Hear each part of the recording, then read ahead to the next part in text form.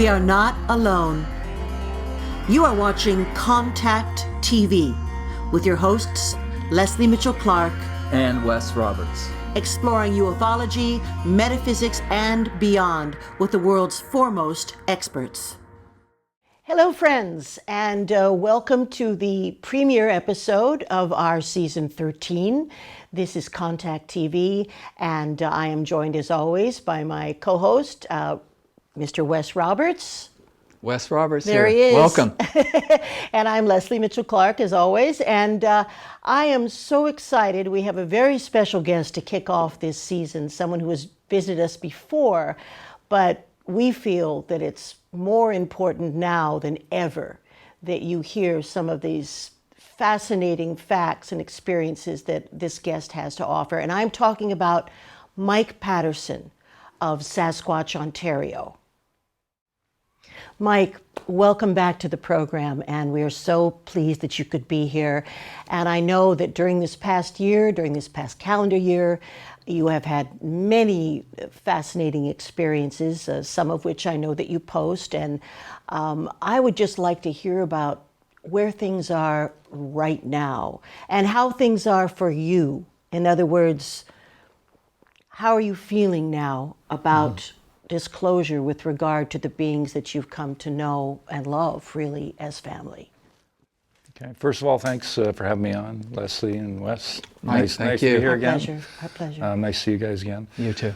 The last 10 years have just been spectacular in developing, this relationship with this family of Sasquatch. And I know a lot of people have a difficult time, understanding that, comprehending that, but I've been able to gather so much supporting evidence. They just continually give it to me, right? It's pretty much every visit I'm getting something new.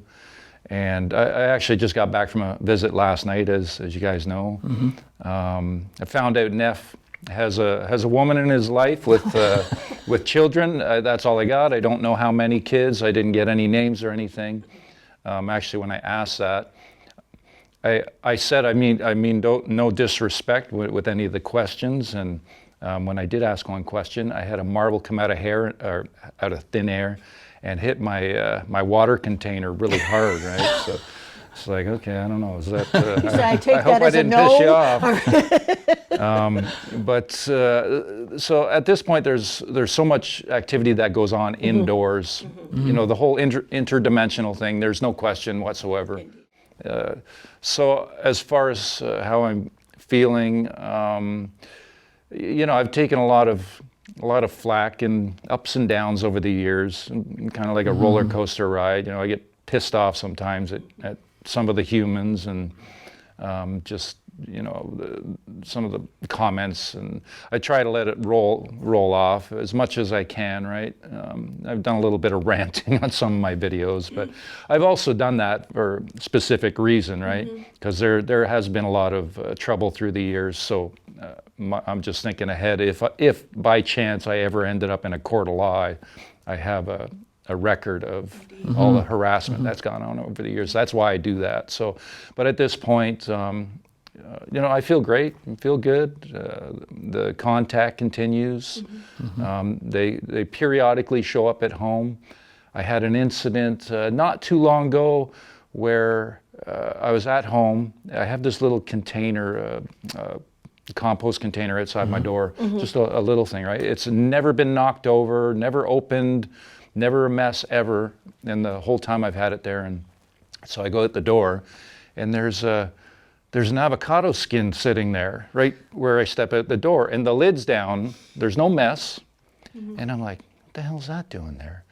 So I pick it up, I throw it back in the compost container, and then I go back inside.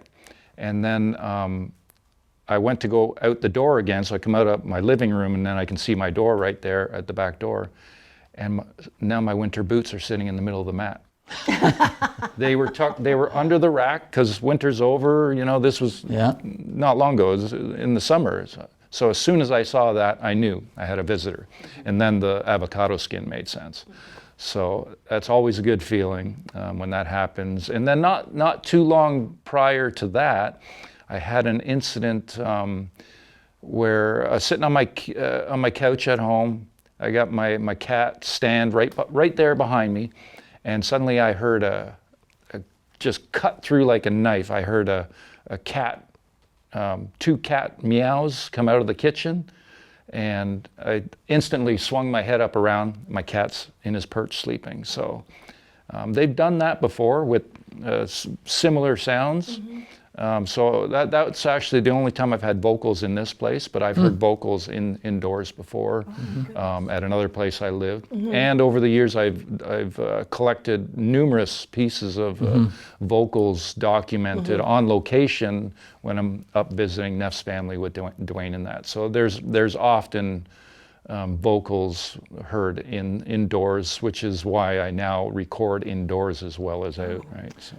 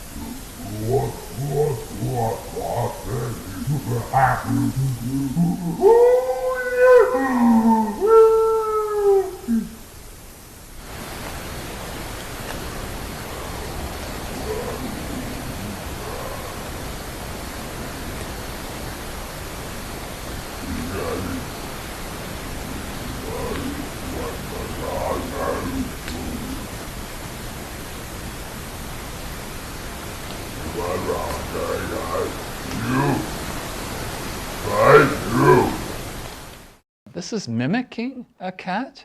Yeah. They're mimicking a cat. Yeah. Wow. Yeah. They've also done a wolf right outside the cottage walls on a Saturday afternoon when we got there once, and we're sitting in the living room, and suddenly it was so loud it sounded like it was indoors, and we sat there with our mouths open like, what the hell? And then it showed us that, it's you guys making those sounds, because I recorded them Isn't that around the cottage. Something. That's Well, fascinating, yeah. obviously they have quite a developed larynx and voice box. It's not simian, which is why, again, I think this disproves the giganticus approach to who they are and what they are. That they have a developed voice box. They can vocalize and say words. I've heard many vocalizations that you have posted and brought with you. What do you think, Mike, is the reason that people are so afraid to look at the interdimensional nature of these beings?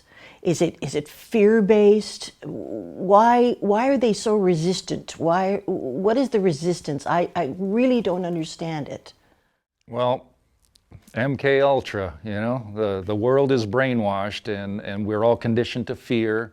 We're kept, our vibrational existence is kept low on purpose. There's a war on human consciousness. It's clearly evident. So, this is all whatever CIA operative stuff that are, there's a lot of stuff going on in the world right now that, as we all know, is not by chance. It's being done purposely. So there's a lot of fear with these. Also, people see them, and understandably their size, the visual, it would scare the hell out of pretty much everybody, I think. After all these years, I'm still waiting for a close visual. Yeah. But I've been, patting the head many times, lots of physical contact. It used to happen outdoors all the time, and then one day I said, hey, can you guys do this inside too?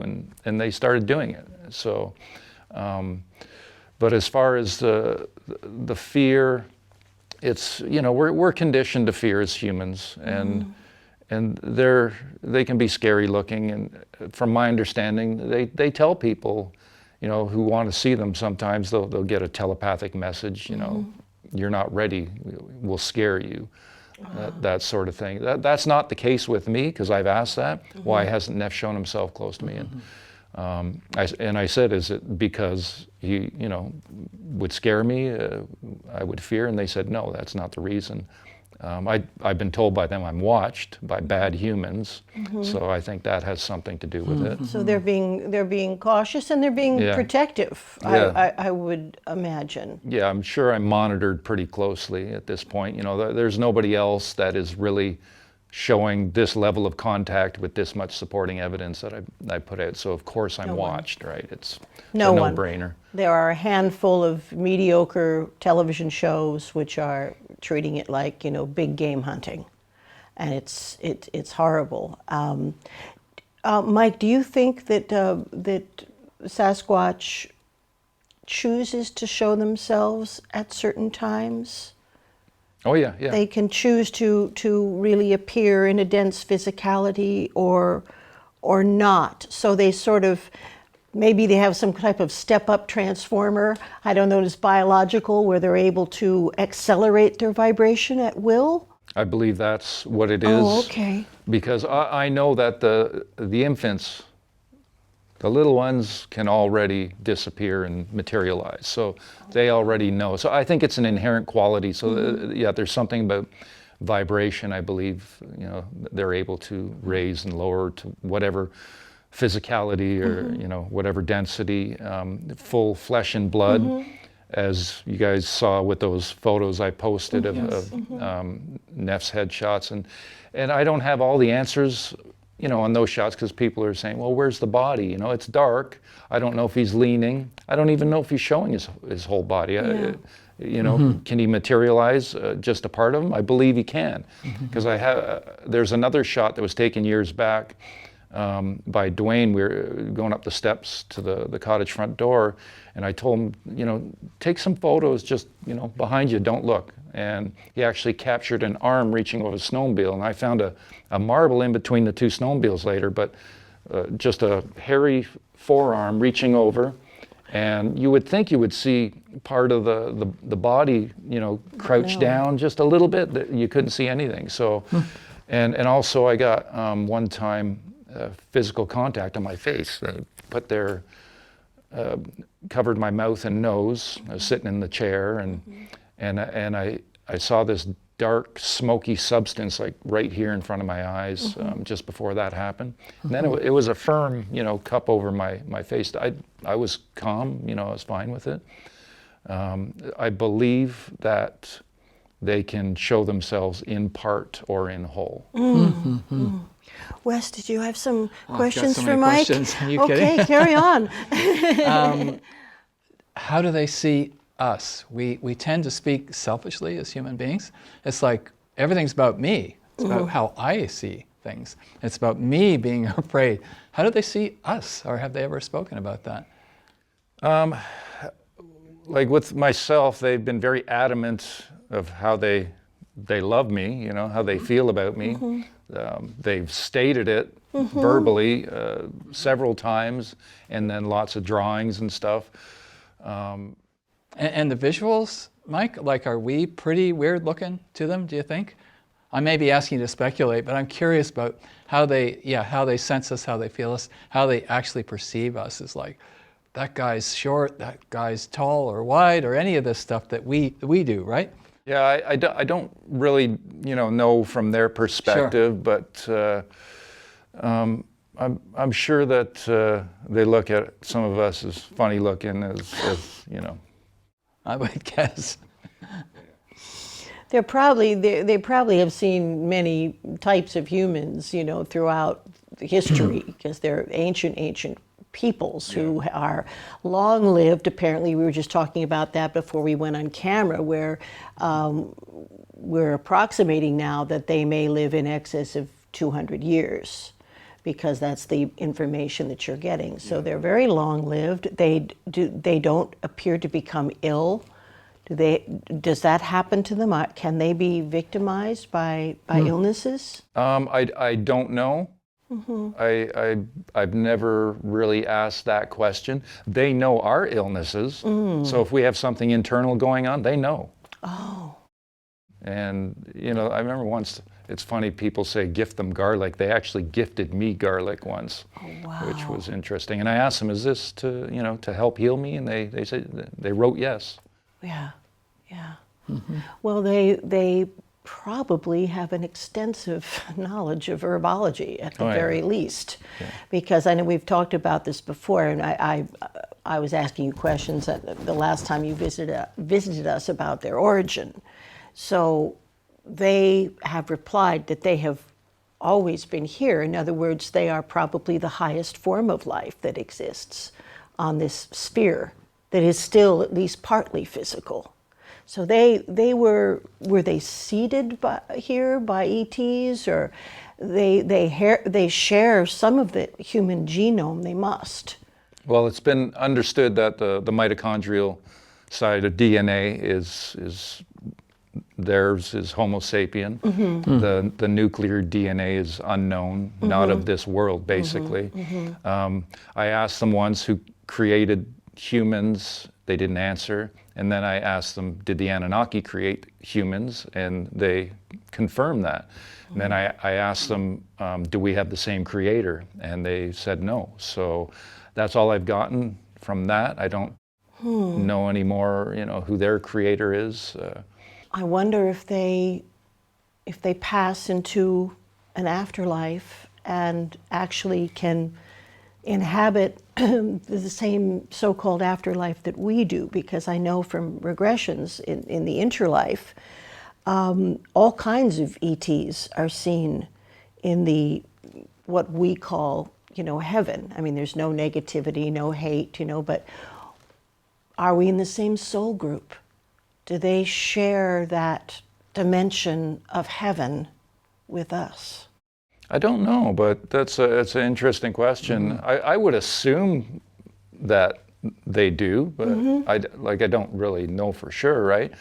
But their ability to phase in and out of this dimension, they seem to have a good grasp of energy manipulation. Yeah. They've been seen cloaked, see-through. They're completely invisible. Their full physicality, everything in between, right? They have a much greater grasp of truth and how things truly work, But to get answers out of them, it's not always easy. It's not always easy. I ask a lot of questions, but I get few answers. Just like my husband. He asks a lot of questions, and maybe he gets a few answers, but not what he wants. So I wonder for our viewers, and I have someone special in mind, a close friend in Italy, and she wanted me to ask this question. If for her and for our viewers, you could talk about the physical attributes, and that would dispel some of the mystery and myths about it as you know it. I think that would be great if you could describe their physical attributes. Well, science is still pushing this Gigantopithecus theory. They assume this ape once existed by a handful of teeth and a partial mandible. That's all they've ever found with that. And apes have a divergent toe, they stick out to the side, sort of thing. And Sasquatch have human-looking feet, so they are definitely not apes. They are, well, per se as an animal. They are a human type. I've asked them, are you human? They gave me a Y/N, so yes and no. Yeah. So maybe that's that nuclear side. There was a study done by Melba Ketchum where basically something about an ancient giant lemur, something to do with that. I don't know if that has to do with the nuclear DNA. I'm not sure, but as far as their 5 digits on their hands and feet, from what I've seen from all the family members that I've seen, we've documented. I don't even know how many family members are in this family. I think we've gotten 10 names. There's been a lot of footprints seen from different individuals. They all got 5 toes. Handprints have been seen. They're all 5 digits, all the same. Wow. Well, maybe would you be all right if we took a look at some of your casts that you have brought? Yeah. Okay. Well, we'll start. Let's start with. You can identify this. I think this is Neff. I'm not sure. And introducing our special guest. Oh yes, special guest. Thanks, Terry. My long-suffering husband. Here he is. This is actually the young guy, Ninyanin. So this was from November 19th, 2022. And he has a bigger foot. I think I was trying to get his age last night, but I didn't. I might get it at some point. But I think he's about 15, maybe 16 years old at the most, because he, as I mentioned to you guys earlier, he was witness sitting on the couch at one point. Yes. And this was years back, and his feet didn't touch the floor. His name was given telepathically, and then I had it confirmed in writing. So that's Ninyanin, this guy's a troublemaker, man, I tell you. He is responsible for putting smells right up my nose, like nasty smells. Once I felt like a little tornado, mini tornado whirlwind of crap, I'll say. Yes. Smell right up my nostril. Dwayne's he's sitting closer to me than you are, Wes. And he couldn't smell anything. And then it was reversed, and then Dwayne was given that. And, Wow. But he's given nice smells too, right? And I've learned that they can actually recreate smells.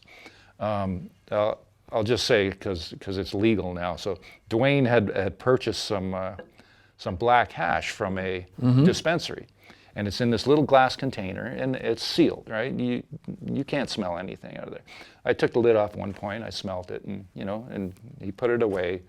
And we'll have dinner. He'll go crash in his room. I'll crash on the couch for a while, because we're up all night, right? And I wake up, and the room just reeks of black hash. The whole room. Like, what the hell? And it was. But there's been other nice wood smells. Last night there was some perfumey kind of stuff going on. No nasty smells. I had an incident where I was at my tent spot, and I was by myself, and a deer came along. And that last video I posted I believe it's a confrontation between Ninyan and a deer. So the deer came along, it started stomping its feet. And it was about 30 paces from my tent. I couldn't see anything, I could only hear it, right? And the deer snorting and stomping its feet right by my recorder. And I know I had Sasquatch presence just immediately before that because of my audio, listening back to my audio. So I'm quite confident it was a confrontation between them. So partway through that, these stomps and snorts, I got concerned that this deer might come running through my camp and go right through my tent and trample me. So I had an air horn. I gave a little blast, just a little blast. Well, I probably scared the crap out of him with that, because that was unexpected, and it's loud, right? And shortly after that, I got a little crap smell right beside my tent. Yeah, just a little tinge. Just let me know, Mike, you scared me, man. Don't do that again. So, yeah. So. That's very teenager-like somehow, isn't it? Though, yeah, he's a total Oh my teenager. goodness! And of course, he seems to enjoy partying as well. So he's been known to engage in various substances. I've now become a mushroom dealer for his family of Sasquatch, magic mushroom dealer. As crazy as that sounds, I think it's been about 5 or 6 times now. They're gone like that every time. Put them out, they're gone. They love them, and I gift indoors now too, right? Like I don't even, I used to do that stuff when I was younger, but at this point I don't like it's too much. Yeah. So Dwayne's the same. He doesn't do them either, right? I agree. So, but this guy, he loves them. So last night I took 4 grams, which is a pretty good dose. So. He might be about 7 feet tall at this point. Oh, so, wow. I'm yet to go through the audio. I remember the first time he took it, it wasn't a gift. I used to keep it in my bag because I found out that if I take a tiny, tiny little piece when I'm having an allergy attack, it kills my allergy attack. So that's why I would carry it, because I had allergies. I haven't had them for a while, but so I remember I had it like a 2.5 gram piece in a pill container, and it disappeared out of my bag, and I was like, what the hell? Dwayne didn't take it, and I found out it was this guy. It was that guy. No sinus issues. No sinus issues, I'm sure, among the Sasquatch in general, probably. And that night, I recorded him yelling his head off, running through the woods. Actually, it was first thing in the morning. He woke me up with his screams. Oh, great. Yeah. Just So having you a good have a time. bunch more casts, right? Yeah, Okay, let's look at the next one. yeah, and just do them right in order there, Terry. And Okay. so this one here, yeah, this was back in 2013. This is April 2013. So this is Neff when he's 17 years Oh, old. wow. This is Ninyanen at basically 15 or 16. So Oh my. he's a big boy. He's large. Neff, I've documented 6 inches of growth on his foot over 10 years. It's now at 18 inches as of beginning of April Oh, my this year. goodness. 18 by 6 inches. This is 12 by 5. And we can see, the lines, the structure Yeah. of the bottom of the foot, particularly in this from Neff. Yeah, clearly. I mean, you can't like recreate that. These are all That's- cast in snow. Yeah. So I want to mention something too about, so there is a very well-known anthropologist in the subject, I won't say his name, that he's, had some disparaging remarks about some of my evidence that I presented, and he stated that this person was wearing a shoe. So he was Oh, basically really? calling me a hoaxer. Well, when you look at Ninyanen, look at his little toe. Yeah. He's got the same trait. Yeah. So that's 2 different A family really members. small, kind of crooked little toe. Yeah, with a Yeah. hereditary, distinction trait. Yeah. So that kind of blows that anthropologist's accusations out. Indeed, it does. Out of the proverbial soup. And the 7 foot's not the top. That's just a height. Intermediary. Oh, yeah. They can get much Say larger, 8, right? 9 feet, or do you even know? Oh no, more than that. More than 8 or 9. The big guy in the family was he was photographed back in 2013. It was through the cottage window, so latched onto the screen and that. But I recreated the photo the next week, stood in the same spot, and the picture was taken from inside the cottage through the window. So I put the big guy at about 12 feet, and Oh my gosh. he had a 20-inch footprint at that time. We documented it at 21, so it might even be bigger now. But so the biggest Okay. print's 21 Mammoth. inches, but 12 feet tall. Oh my gosh. And Neff might be, upwards of 9 feet, maybe even more at this point. His foot is now 18 inches, so yeah, they Okay. Okay. grow very large. All right. So Terry is on his way with the next largest Is one. This one's- Heaviest one. That one's heavy, huh? So this was, I believe this was 2018. The next size I got from Neff's foot, so it stops right there. Oh, okay. so that's Neff's foot from 2018. Yeah, Yeah. the snow wasn't, these are all done in snow, right? So it comes down to temperature, and how it dries and that. Like this was April 13th, 2013, so it was a mild day, so that's why I get That's why you get I got such some accuracy there. dermal ridge lines and that. Yeah. So yeah, this is, there's a funny story about this. I just realized, you see on the back here. Little So what happened raccoon was, hands? Dwayne and I were out there, and he sees these tracks in the snow, and he goes, "What are those?" I said, "Oh, it's the red squirrel." And then I go back out to take this. There was no trackway leading to it. It's almost like he grabbed a red squirrel and stuck its paws, It's just, I was like, look at that. yeah. So I got little red squirrels paws there. That's cute. Okay. And this one is, I think gosh, this is long. 2020 or might be 2021. So this is Neff 2. I didn't get the width properly, just because of the way the snow was. Right. But I got the length, You and that's did. a 16-inch print. So Well, that's, you got the it's metatarsal huge. accurately. That's- Yeah. I question that whole thing, that whole mid-tarsal break thing that Meldrum goes on about. I question a lot that comes out of his mouth, because because of my experience. You know, he's still pushing a Gigantopithecus theory, right? It's like, no, look, No. they're human, No, human look, types. yeah. You know, like, look at their feet. So you can see the small toe like that again, you know, still showing that trait. So that is the biggest I have of Neff's foot at this point. As I said, it's 2 inches bigger than that now. It's as of this year, but the snow wasn't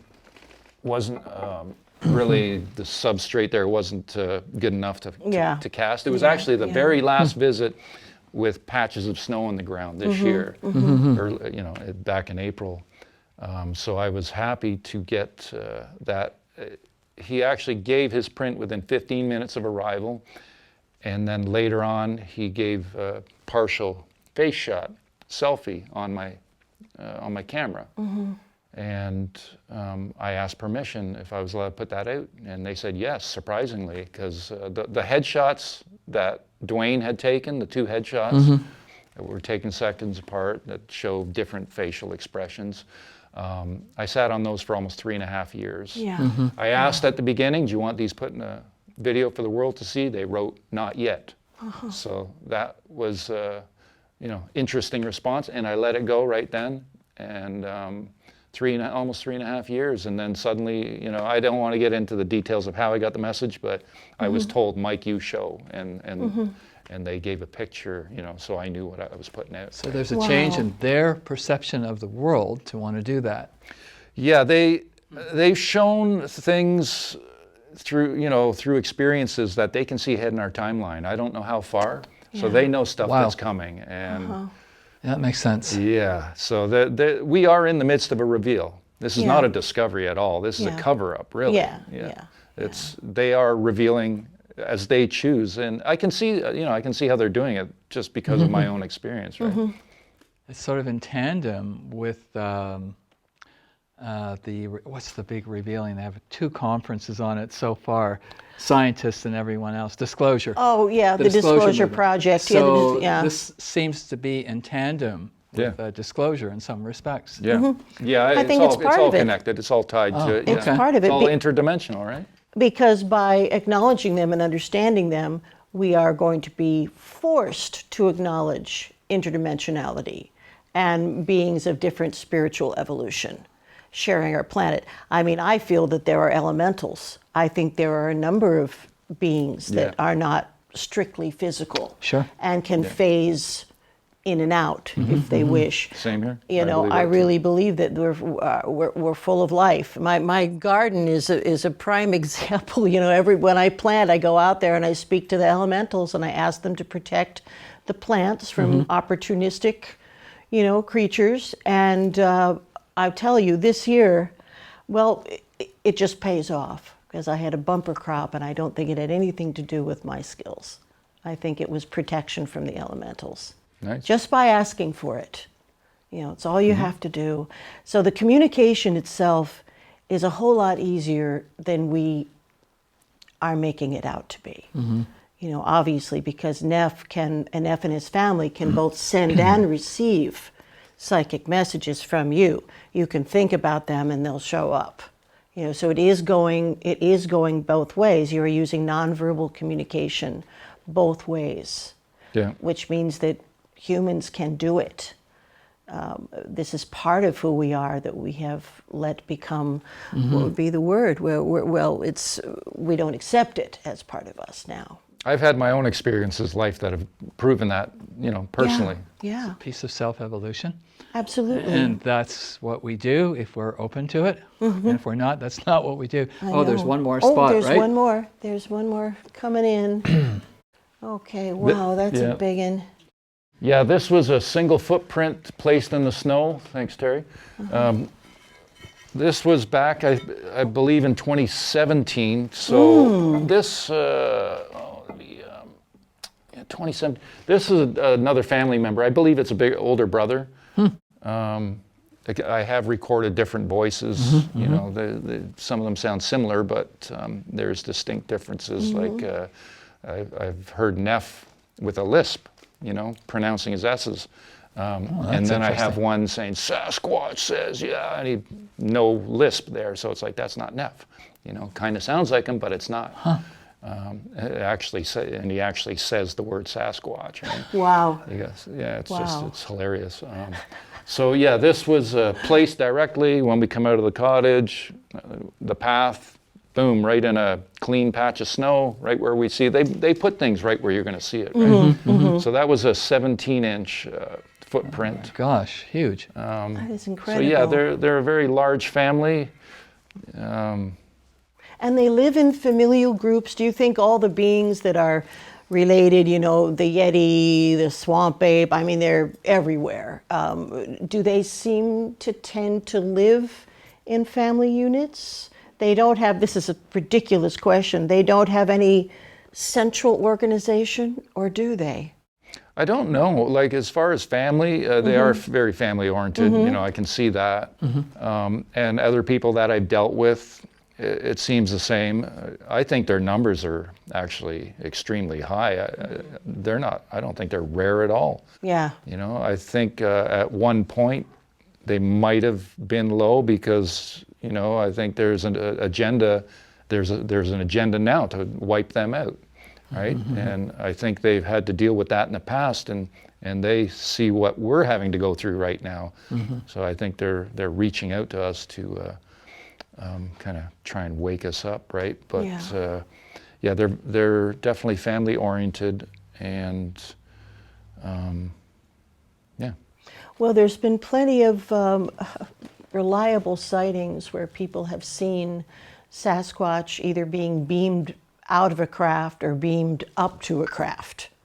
So I maintain that they are acknowledged by evolved beings, and they engage with them.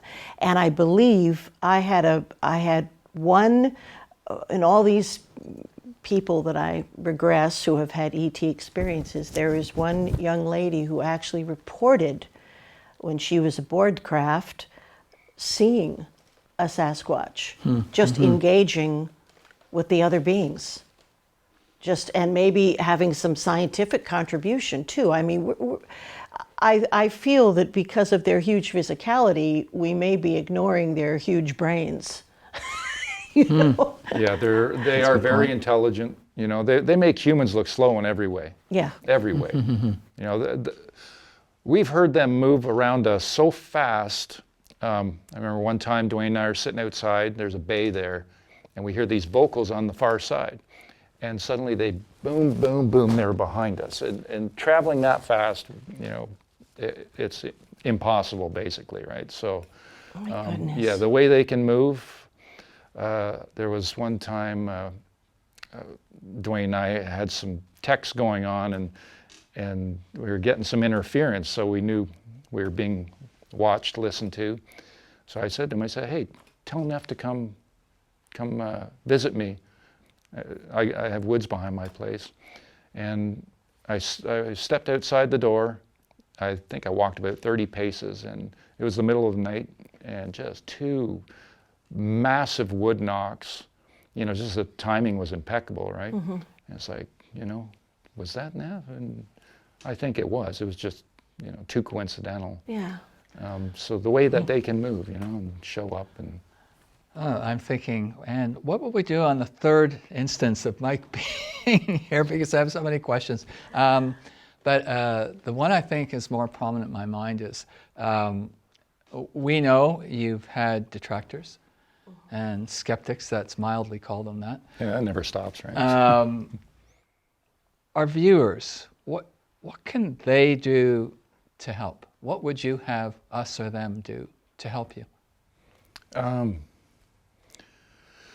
Geez, you know, just what we're doing here is great help. You know, just putting this stuff out there and people understanding that this stuff is real. Yeah. You know, I've been doing this for 15 years, 10 years interacting with Neff's family.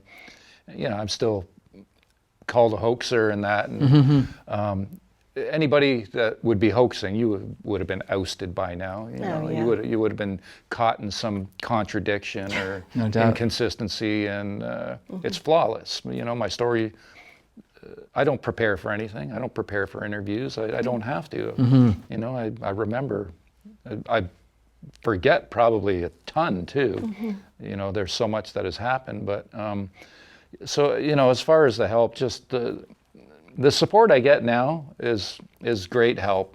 You know, it keeps me going, keeps me putting it out there publicly, because, or, you know, back in the day, it was lean the other way. It was more negativity and, you know, accusations and fake and this and that. You know, I still get that. That'll never stop, I don't think. But at this point, the support far outweighs. When I put a video out now, you know, I might get a half a dozen negative comments and hundreds of supporting ones. And Oh, yeah. so, yeah. We always share your videos on the Contact TV Facebook page. We'll be asking you for your website info in about 10 minutes or something like that, so to make sure it gets out there. I know I caught you by surprise with that question.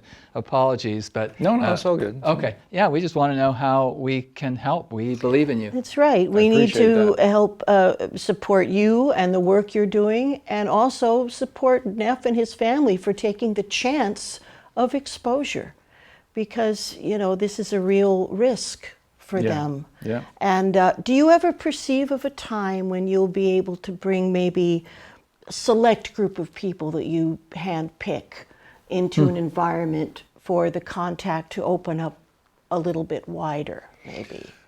Like, I have brought in friends and family. Well, one family member. My nephew I brought once, and it's funny, we were setting up the tents. Small tree got pushed over close by. When it was dusk, there's a gravel road right there. We're surrounded by woods, and as it was getting dusk, suddenly he saw a dark figure. Well, we heard footsteps, just suddenly out of thin air. Footsteps are walking. He saw a dark figure. As soon as he saw it, it disappeared.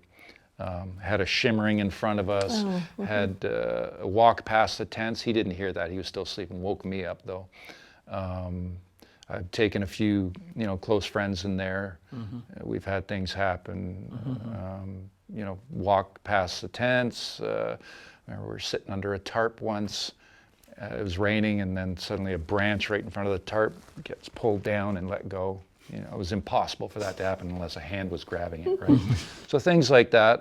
So I have taken people in there. I'm very selective. Sure. Yeah. That the one spot where I like to pitch my tent, I'm very wary about who I take in there. But, of course, I actually have a friend coming down from Washington next week, so I'm going to take him out for a couple nights. You know, so he's all excited. His flight is booked, and you know, he's been asking me for a while, and I kept telling him, well, hey, September is probably the best time of year. You know, the bugs are. Last night we were out, I did not see one mosquito, which was fantastic. Good. Because, you know, at a certain time, they can carry you off. Yeah, I know. You know, drain your blood supply. They're insane. All right. So, Mike, what's the best way to get a hold of you? And I'm sure you would probably, if someone else has had a sighting or encounter, I'm sure you would like to proudly engage with them about that. And what's the best way to reach you these days? I do have a lot of people contact me and telling me their stuff, and I help a lot of people with. I bet you do. Because they don't understand, you know, what's going on with some of this stuff, because it is interdimensional, right? Well, I have my YouTube channel, Sasquatch Ontario, and I have SasquatchOntario.com, my website, which I don't keep updated, you know, very often. That's kind of lagging on that. I can be reached at SasquatchOntario@yahoo.ca for Canada. Beautiful. Through email. Perfect. And there's a contact page on my website as well. Oh, great. Well, we'll be posting those things, you know, at the back end of our program. But is there anything else that you'd like to ask Mike? I don't think we can get into this today, but I know with me, under hypnosis, especially with Leslie, a being sometimes gets very close, like inside me, and so I feel different. And we call it an overlay. Leslie's called it an overlay, and she perceives it. I just feel a little nauseous and sleepy and like I'm moving. But I wanted to talk to you one day about that. How does it feel for you? How does it feel for them? But we don't have to go into that today. Anyway. If you get that if you get so close that it's almost like That you they're feel something. that you're feeling their emotions and.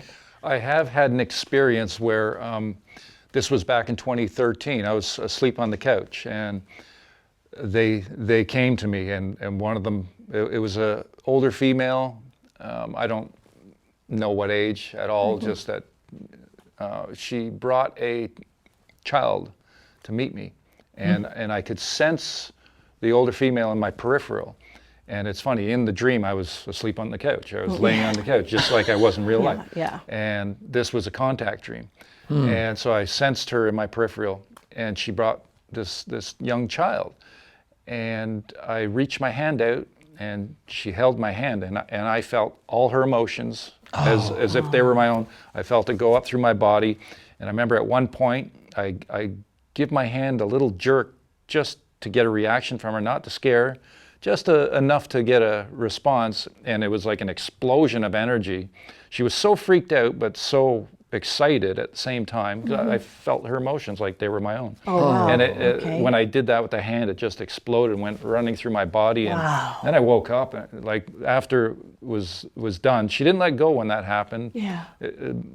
Shortly afterwards, and then it was over, and I woke right up, and my head, I was just like mind blown. That is lovely. Incredible. Wow. And what a wonderful way to finish our talk, to talk about what we share with these beautiful beings. We share spirit, we share emotion, we share love. It's a whole world that's waiting to open up to us if we can just get ourselves to that point. Well, thank you, Mike, for everything you do. Thank you for bringing these incredible artifacts, and we will look forward to welcoming you back as soon as you want to come back. My pleasure, Leslie and Wes. Thank you very much for having me. You know, I was like I said, I was up all night, so to come here, I'm not even really tired. I feel good. So, great. Yeah, all right. Happy to be here and do this with you guys. And wonderful. Well, we'll wind up the show as usual, right? And remember out there, folks, we are not alone. No. At all. No. Thanks, Mike Paterson. Mike. Thank you, we'll everyone. see you soon. We are not alone. You are watching Contact TV with your hosts, Leslie Mitchell-Clark and Wes Roberts. Exploring ufology, metaphysics, and beyond with the world's foremost experts.